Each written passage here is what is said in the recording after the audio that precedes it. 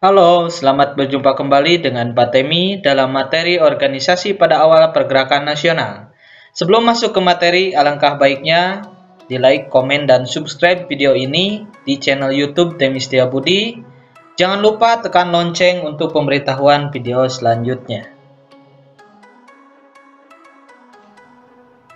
Dalam materi kali ini kita akan membahas mengenai organisasi pada awal pergerakan nasional. Kalau kita lihat tentang waktunya 1908 sampai 1920, di situ ada berbagai organisasi. Yang pertama ada Budi Utomo, kemudian Sarekat Islam, kemudian ada Muhammadiyah. Nah, ketiga organisasi ini lebih bersifat kepada moderat.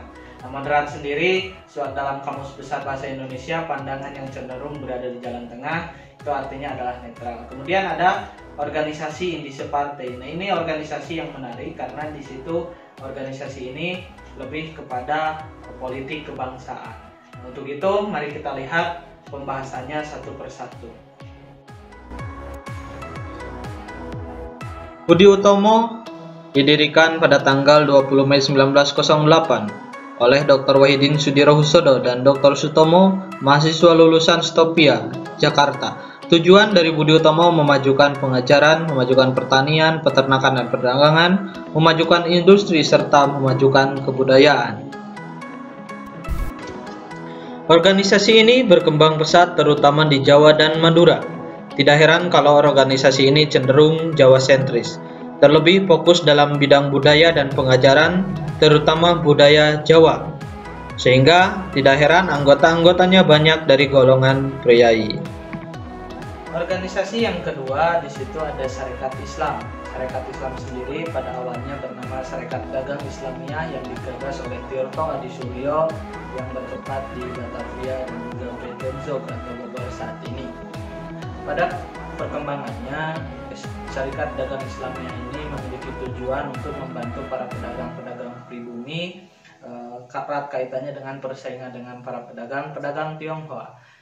Pada tahun 1911, organisasi serupa berkembang di Surakarta yang didirikan oleh Kiai Haji Samanhudi. Di situ mewadahi para pedagang batik di Surakarta. Nah, pada perkembangan berikutnya juga, Kiai Haji Samanhudi ini menyerahkan tampuk kepemimpinan dari Sarekat Dagang Islam karena kesibukannya itu kepada Haji Umar Said Cokroaminoto atau yang kita kenal saat ini Bapak Bangsa, yaitu Hos Cokroaminoto. Nah, pada masa Hos Cokroaminoto pada tahun 1912, organisasi Sarekat Dagang Islam dirubah namanya menjadi Sarekat Islam yang keanggotaannya itu mencakup seluruh Indonesia. Setelah Sarekat Dagang Islam berubah menjadi SI, tepatnya tanggal 26 Januari 1913, SI mengadakan kongres pertama di Surabaya yang dipimpin oleh Cokroaminoto. Dalam kongres ini ditegaskan bahwa SI bukan partai politik dan tidak beraksi melawan pemerintahan Belanda.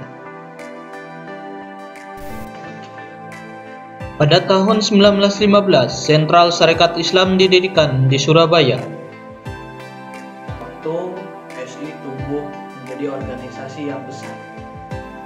Ini menjadikan Semaun dan Darsono, pentolan tokoh dari SDP atau Indise Sosial Demokratik Partai, ingin bergabung di dalamnya. Bergabungnya kedua tokoh ini memiliki tujuan, yaitu ingin menegakkan monarki, karena SDP sendiri berhaluan kiri. Ini terbukti ketika di dalam tubuh SI ini terjadi perpecahan perbedaan pendapat yang puncaknya pada tahun 1921 SI harus pecah menjadi dua bagian. Di situ ada SI merah dan juga SI putih. Nah, SI merah sendiri berasas sosialis komunis yang di dalamnya tokohnya ada Semaun, Darsono, Tan Malaka dan lain-lainnya. Kemudian ada SI putih yang memang di situ tokoh-tokohnya adalah tokoh-tokoh awal, gitu. Ada Agus Salim, kemudian Hos Cokroaminoto itu sendiri yang berasaskan apa?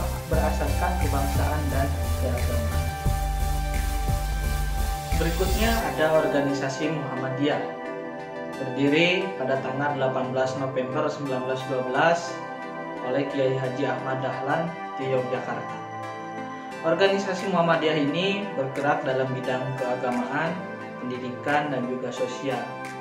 Tentunya memiliki tujuan yang pertama memajukan pendidikan dan juga pengajaran. Yang seperti kita perhatikan saat ini, banyak universitas maupun sekolah-sekolah dari SD hingga perguruan tinggi yang berbasis Muhammadiyah di sini. Karena ini sebagai bukti yang mungkin sampai saat ini dirasakan dari Muhammadiyah. Kemudian tentunya menyelenggarakan kegiatan keagamaan.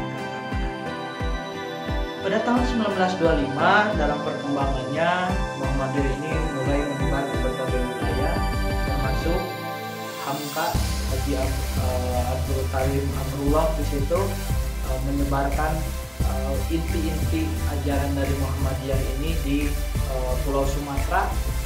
Anda perhatikan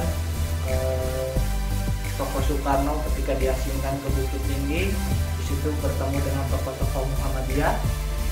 Bahkan pada tahun 1938 Muhammadiyah ini dengan cepat tersebar ke seluruh wilayah